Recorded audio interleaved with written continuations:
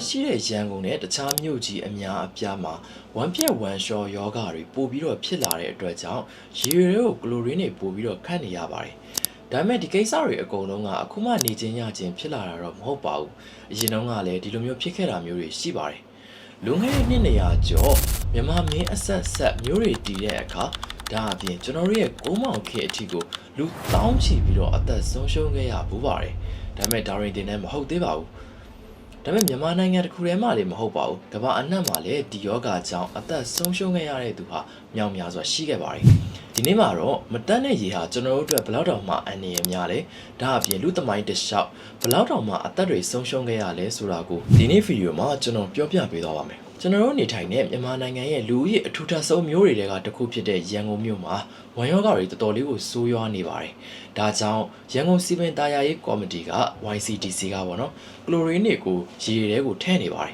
။ကလိုရင်းကိုဘာကြောင့်ထည့်ရလဲဆိုတဲ့အကြောင်းရင်းရှိပါတယ်။ကလိုရင်းကဒီရေထဲမှာရှိတဲ့ဘက်တီးရီးယားပိုးမွှားတွေကိုသေစေနိုင်လို့ပါ။ငါးမွေးတဲ့လူတွေဆိုသိပါတယ်ကျွန်တော်တို့ဒီတာမန်ရေပိုက်ကလာတဲ့ရေကိုဒီရေကန်ထဲမထည့်ခင်အနည်းဆုံး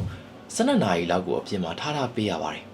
ကဲဒါဆိုဒီရေတွေထဲကိုကလိုရင်းမခတ်ခင်ပိုးမွှားတွေကဘယ်ကရောက်လာတာလဲပေါ့ပုံမှန်အဖြစ်တော့ကျွန်တော်တို့မျိုးတွေရဲ့ရေပေးဝေမှုစနစ်တွေကအရန်ကိုဟောင်းလွှမ်းနေပါပြီဒါကြောင့်ပေါက်ပြက်ပျက်စီးတာညစ်ပတ်တာမျိုးတွေကအလွယ်တကူဖြစ်နိုင်ပါတယ်ဒါအပြင်မိုးရေကြီးတဲ့အချိန်တွေမှာဆိုလို့ရှိရင်လည်းတခြားရေဆိုးမြောင်းတွေနဲ့မတန်းတဲ့နေရာကရေတွေကဒီကျွန်တော်တို့အသုံးပြုဖို့အတွက်တူလောင်ထားတဲ့ရေကန်တွေထဲကိုဝင်ရောက်လာနိုင်ပါတယ်ဒါအပြင်နှစ်ပေါင်း10ချီနေပြီဖြစ်တဲ့ရေလောင်ကန်ကြီးတွေကလည်းဆွေးမြေ့တာဒါအပြင်ပျက်စီးတာမျိုးတွေဖြစ်နိုင်တာကြောင့်ပိုးမွှားတွေကအလွယ်တကူကျွန်တော်တို့ရဲ့သုံးရေကန်ရေတွေကိုရောက်ရှိလာပါတယ်ဒါပေမဲ့အဲ့ဒီခေတ်တုန်းကရေတန်းစင်ရေးဆိုင်ရာနည်းပညာဟာဒီနေ့ခေတ်လိုအဆင့်မီသေးတာမဟုတ်ပါဘူး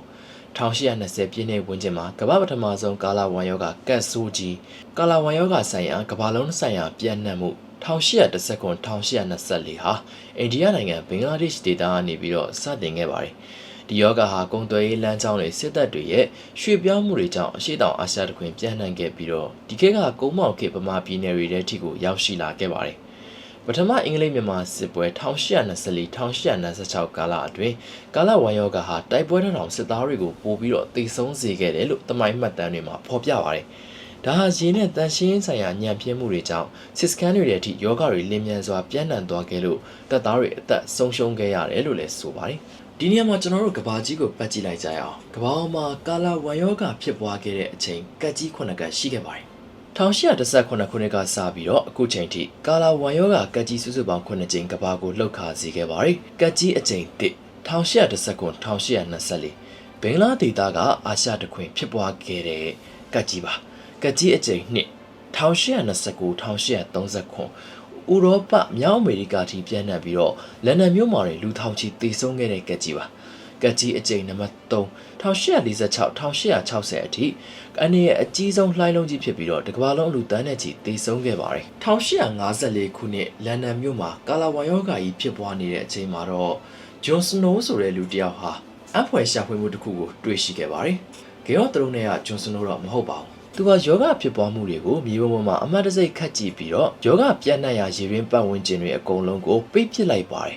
ဒီလိုနဲ့အဲ့နာမှာရှိတဲ့ယောဂဖြစ်ပွားမှုတွေဟာရုတ်တရက်ရောကျသွားခဲ့ပါတယ်ဒါယောဂဟာရေကနေပြီးတော့ကူးစက်တယ်ဆိုတာကိုသိပ္ပံနည်းကျသက်သေပြနိုင်ခဲ့တဲ့ပထမဆုံးအကြိမ်မှာ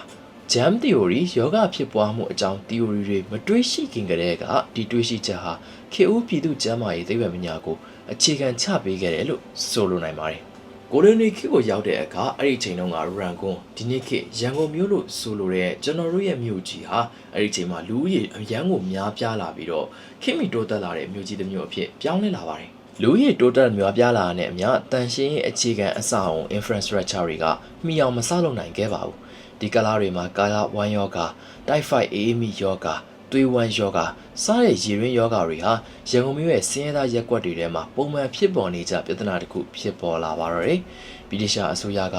ရန်ကုန်မြို့တော်ရဲ့ရေအလုပ်ရုံကိုတည်ဆောက်ခဲ့ပြီးတော့ရေစစ်စနစ်ကိုမိတ်ဆက်ပေးခဲ့ပါတယ်။မြို့ရဲ့တစ်စိတ်တစ်ပိုင်းကိုပဲဝန်ဆောင်မှုပေးနိုင်ခဲ့ပါတယ်။ဒါကြောင့်ကိုလိုနီခေတ်တစ်လျှောက်လုံးမှာလည်းကာလာဝမ်ယောဂါနဲ့ဝမ်းကြောင်းဖြစ်တဲ့ယောဂါတွေဟာပြည်သူ့ကျန်းမာရေးစိန်ခေါ်မှုအနေနဲ့အင်္ဂလိပ်အစိုးရကိုပါခေါင်းခဲစေခဲ့ပါတယ်။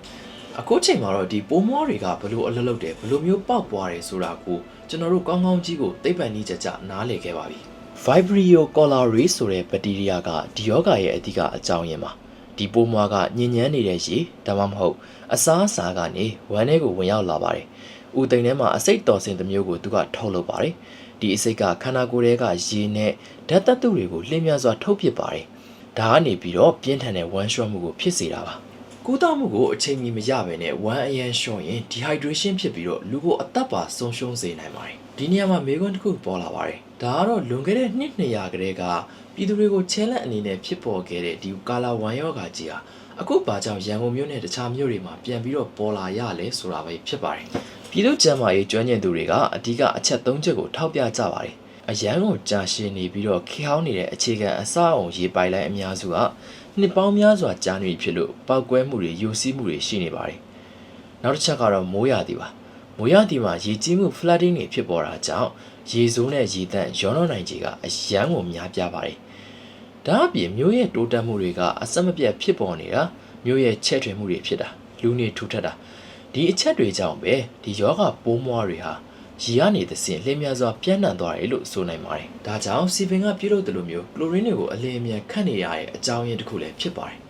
ဒါကြောင့်ဒီຢာတွေကိုရက်တက်မှုအတွက်စီမံသားယာကလှုပ်ဆောင်တယ်လို့မျိုးကလိုရင်းတွေကိုရေထဲကိုအလင်းအမြန်ပို့ပြီးတော့ပိုခတ်နေတာလည်းဖြစ်ပါတယ်